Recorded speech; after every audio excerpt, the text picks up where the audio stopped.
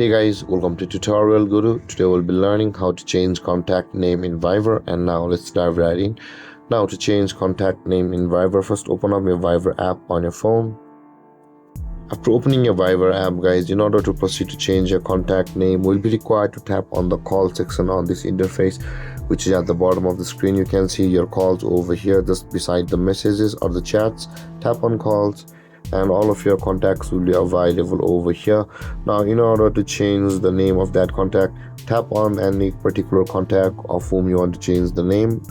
When this interface appears, tap on the contact info option available for us at the bottom, and your contact info will be available for us like this. Now in order to change their name, at the top right corner of the screen you can see there's a pen icon available for us.